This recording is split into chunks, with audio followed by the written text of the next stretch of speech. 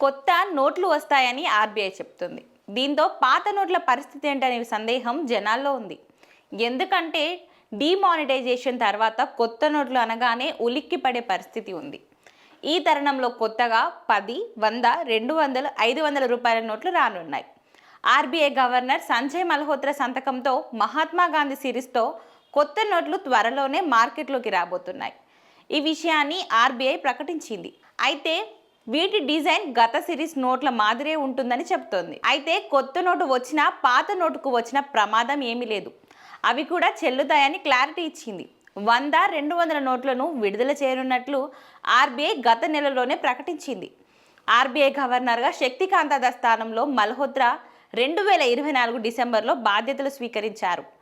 RBI గవర్నర్గా సుదీర్ఘకాలం పనిచేసిన శక్తికాంత దాస్ పదవి విరమణతో సంజయ్ మల్హోత్రా బాధ్యతలు చేపట్టారు.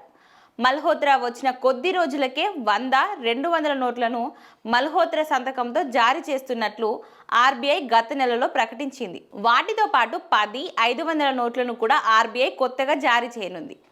కొత్త నోట్లు వస్తున్నాయి, పాత నోట్లు చెల్లుతాయా అనే డౌట్ పడాల్సిన పని లేదని ఆర్బీఐ ఈ విషయంలో క్లారిటీ ఇస్తుంది. గతంలో జారీ చేసిన అన్ని నోట్లు చెల్లుతాయని చెప్తుంది. కొత్త గవర్నర్ నియామకం తర్వాత కరెన్సీ నోట్లపై సంతకం అప్డేట్ కావడం సాధారణంగా జరిగే ప్రక్రియ.